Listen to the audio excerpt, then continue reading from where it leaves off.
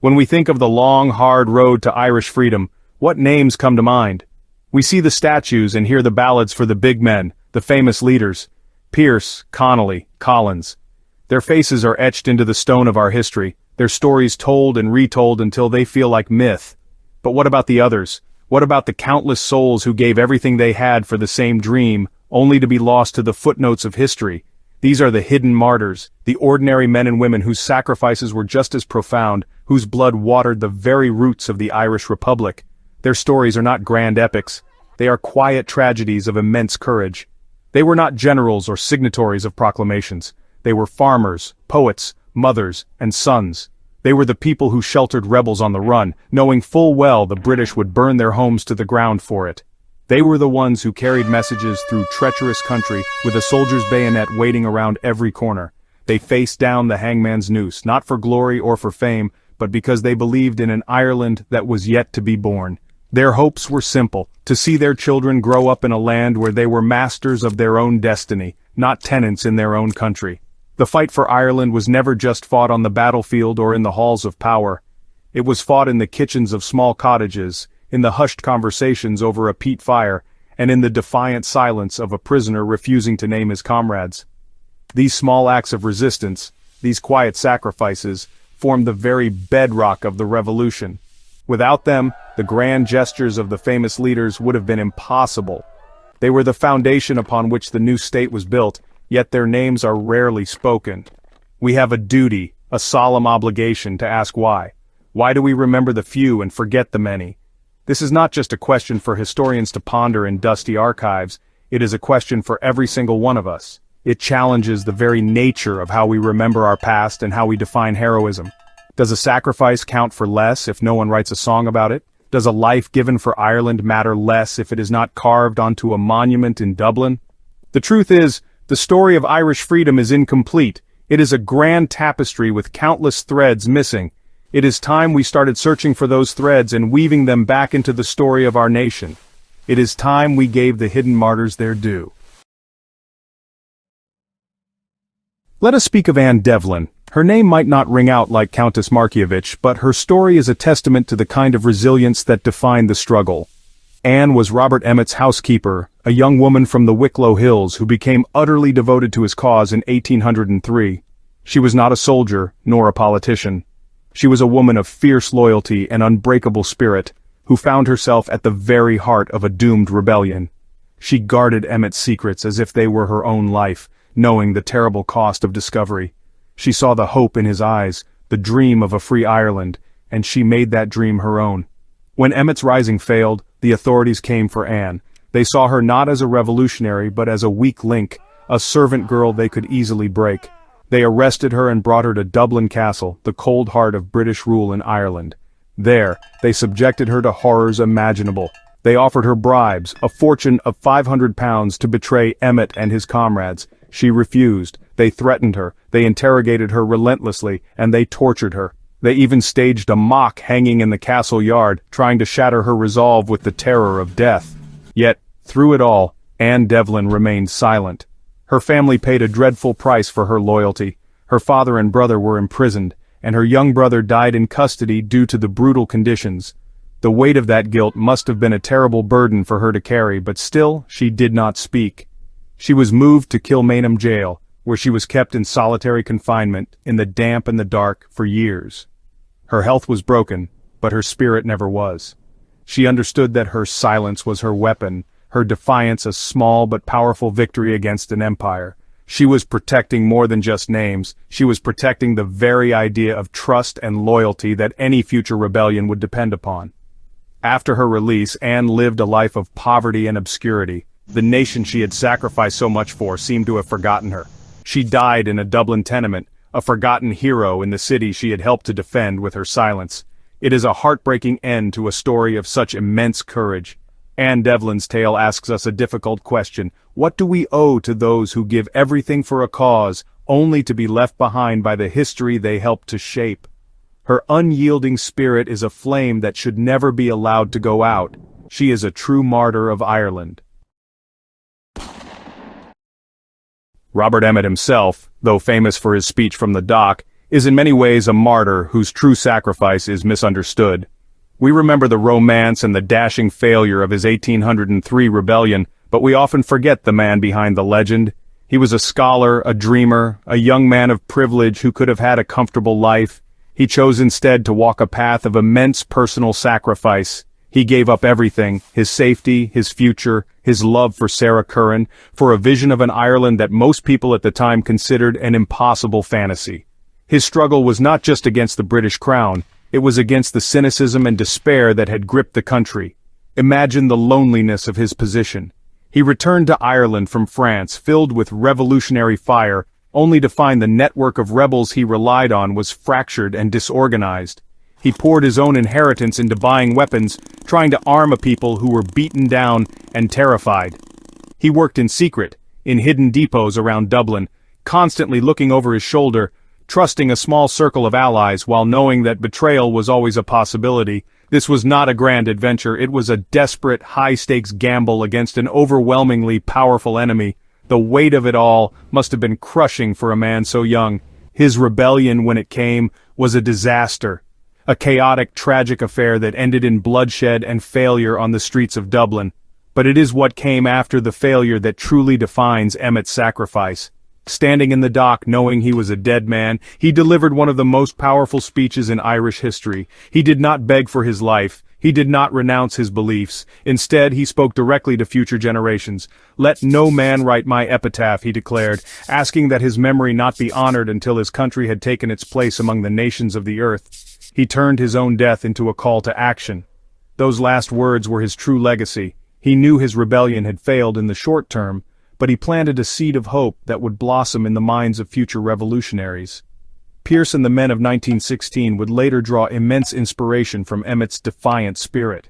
He sacrificed not just his life, but his own memory, entrusting it to a future he would never see. He understood that the struggle for freedom was a relay race, and his role was to pass the baton, stained with his own blood, to those who would come after him. That is a sacrifice of profound depth and foresight. Long before the risings of the 20th century, there was 1798, the Great Rebellion, when the United Irishmen, inspired by revolutions in America and France, rose up to break the connection with England. While we might know the names of leaders like Wolfe Tone, the real heart of the '98 rebellion beat in the fields and towns of County Wexford. Here, ordinary people, armed with little more than pikes and faith, rose up against impossible odds. Men like Bagenal Harvey and Father John Murphy led a peasant army that, for a brief, glorious moment, terrified the British Empire. Their names deserve to be known by every Irish child. These were not trained soldiers. They were farmers, fishermen, and blacksmiths who had suffered for generations under the boot of oppressive landlords and the penal laws. They were driven by a desperate hunger for justice and a simple desire to be treated as human beings in their own land.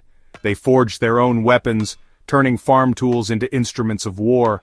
Their pikes, crude as they were, became a powerful symbol of defiance, a sign that the common man would no longer bow his head. The Wexford rebels showed that the spirit of freedom could burn just as brightly in a rural cottage as it could in the revolutionary salons of Dublin or Paris. Think of the sheer bravery it took to stand on a place like Vinegar Hill, facing down trained soldiers with cannon and muskets armed only with a long spear. It was a battle of passion against professionalism, of desperation against discipline. They fought for their homes, their families, and for an ideal of a united Ireland where Protestant, Catholic, and dissenter could live together in harmony. The rebellion was ultimately crushed with savage brutality. The aftermath was a wave of terror, with hangings, floggings, and burnings that left scars on the landscape and the Irish psyche for generations.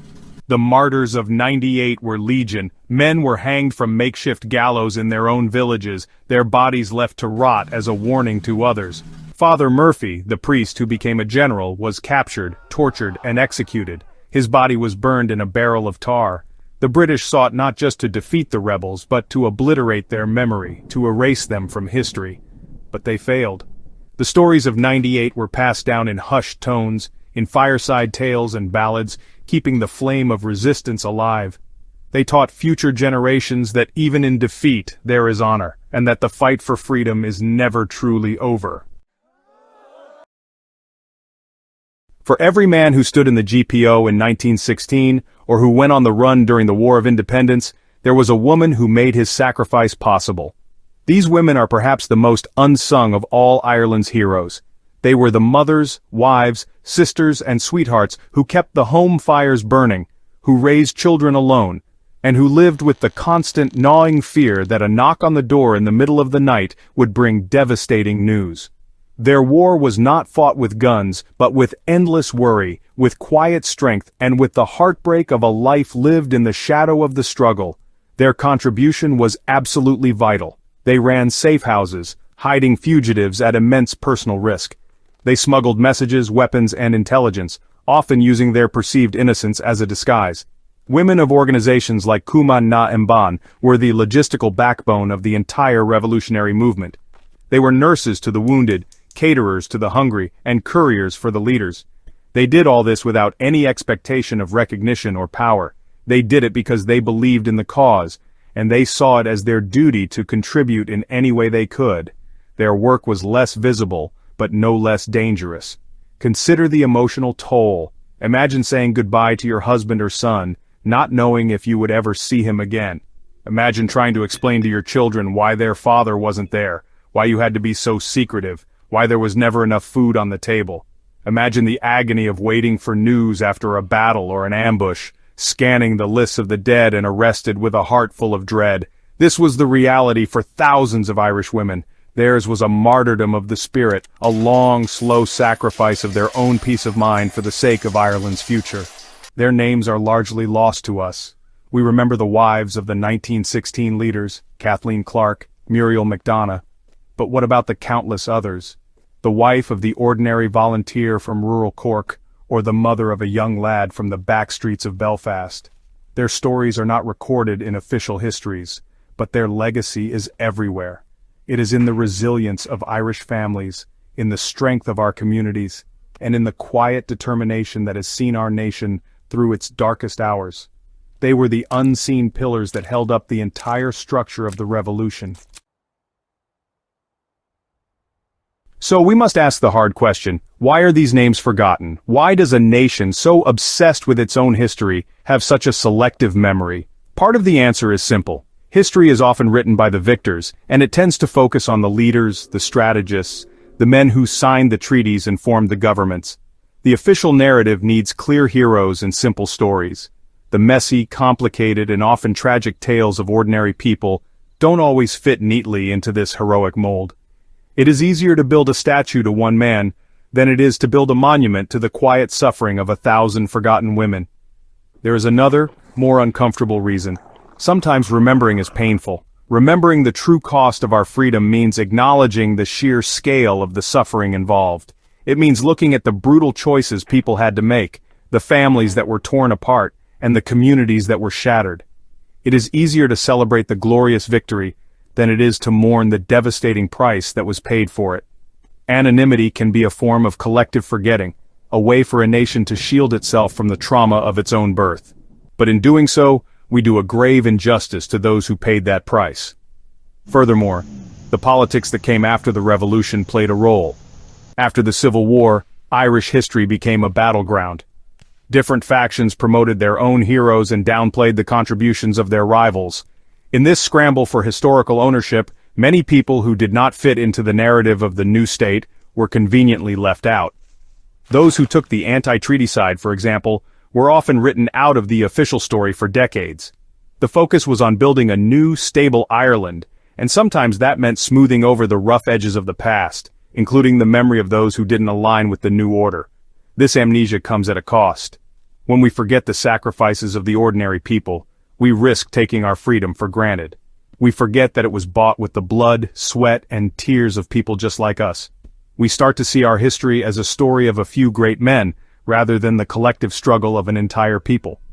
This diminishes the very idea of active citizenship. If we believe that only heroes can change history, we absolve ourselves of the responsibility to contribute. The truth is that the power for change has always rested with the many, not the few. It is easy to think of these sacrifices as belonging to a distant past, something to be read about in books but with no real connection to our lives today. But that would be a profound mistake. The actions of these unsung heroes echo in the very fabric of modern Ireland. The freedom we enjoy, the sovereignty we command, the very fact that we can debate our nation's future in our own parliament, all of this was built upon the foundation of their sacrifice. Every time we cast a vote, every time we speak our minds freely, we are exercising a right that they dreamed of, but never lived to see. Their legacy is present in the resilience that is so deeply ingrained in the Irish character. We are a nation that has endured famine, oppression, and conflict, and yet we have always managed to get back on our feet, to rebuild, and to look to the future with hope. This strength was forged in the fires of our history, in the quiet defiance of people like Anne Devlin, and the desperate courage of the Wexford rebels. It is a legacy of endurance, a belief that no matter how dark the night, the dawn will eventually come. This spirit continues to see us through modern challenges, from economic downturns to social upheaval. Think also of our commitment to peacekeeping and neutrality on the world stage. This is not born of weakness, but of a deep historical understanding of the horrors of conflict. A nation that has paid such a high price for its own freedom is uniquely positioned to understand the importance of peace for others. The ghosts of our hidden martyrs whisper a constant reminder of the human cost of war. Our role as a voice for justice and self-determination for small nations around the world is a direct continuation of the ideals for which they fought and died. We are, in a very real sense, trying to build the world they wished they could have lived in. Their struggle also informs our ongoing journey on this island. The work of building a lasting peace and reconciliation is the great challenge of our generation. The ideal of the United Irishman, to unite Protestant, Catholic, and Dissenter, is still the goal. By remembering the full inclusive story of our struggle for freedom, by honoring all those who sacrificed, regardless of their background or creed, we can find common ground. Their legacy challenges us to be better, to finish the work they started, and to build an Ireland that is truly worthy of the price they paid. There are unmarked graves all over Ireland, in fields, in bogland, by the side of lonely roads. They hold the remains of men and women who were executed or killed in action, their bodies dumped without ceremony, their names lost to time. These are the most hidden of all our martyrs. They represent the ultimate sacrifice, not only to give your life, but to have your very existence erased from the record. There is no headstone to visit, no entry in a book of remembrance. There is only the silence of the earth and the faint memory passed down through local folklore. To think of them is to confront the brutal finality of their sacrifice. They died in the belief that they were contributing to a greater cause, that their death would have meaning. And it did. But the fact that we do not know their names feels like a profound betrayal. It is a debt that we, the beneficiaries of their struggle, can never truly repay. We live in the house they built, but we do not know the names of the builders. It is a disquieting thought, one that should fill us with a sense of humility and a deep sense of obligation to remember what we can. This anonymity also speaks to the nature of guerrilla warfare, which defines so much of the Irish struggle. It was a war fought in the shadows, a conflict of ambushes and secret movements. Keeping records was dangerous. Names could be a death sentence if they fell into the wrong hands. Anonymity was a tool of survival for the movement, but it became a cloak of obscurity for the individuals who died. They were soldiers in an army with no uniforms and no official roll call, and when they fell, they often vanished into the mists of history. So what can we do? We cannot recover every lost name. We cannot erect a headstone on every unmarked grave, but we can change the way we think about our history. We can make a conscious effort to look beyond the famous names. We can support local historians who work tirelessly to uncover the stories of their own communities. We can teach our children that heroism is not just about fame and glory, but about courage, sacrifice, and a commitment to an ideal. We can honor the unknown soldier of the revolution, not as an abstract concept, but as a real person who loved, hoped, and died for the Ireland we live in today. The story of Ireland's fight for freedom is not a closed book. It is a living history, and we are all a part of it. The legacy of the hidden martyrs is not a relic of the past, it is a torch that has been passed down to us. It is the enduring power of hope in the face of despair, the strength of the human spirit against overwhelming force, and the belief that a better world is always possible. These ordinary men and women, in their extraordinary courage, showed us what it means to truly love one's country.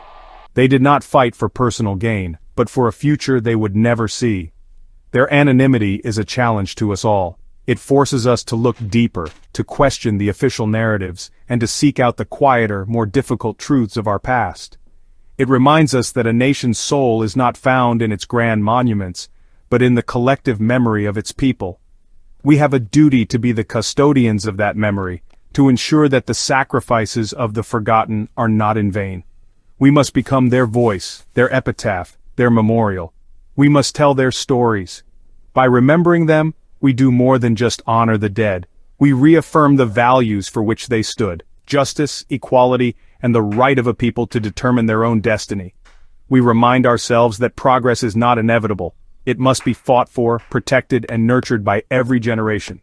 The torch they lit in the darkest of times must be carried forward, its flame burning brightly as we continue the work of building a peaceful, prosperous, and united Ireland for all. Their struggle is over, but our responsibility to their memory is not. Let us not allow their names to fade completely. Let us search for them in the local archives, in the faded letters, in the family stories passed down through the years. Let us speak their names aloud: Anne Devlin, Bagenal Harvey, Father John Murphy, and the countless others whose names we may never know. Let us ensure that when future generations look back on our history, they see not just a handful of famous heroes, but a nation of them. Let that be their epitaph, written at last in the heart of the free nation they helped to create.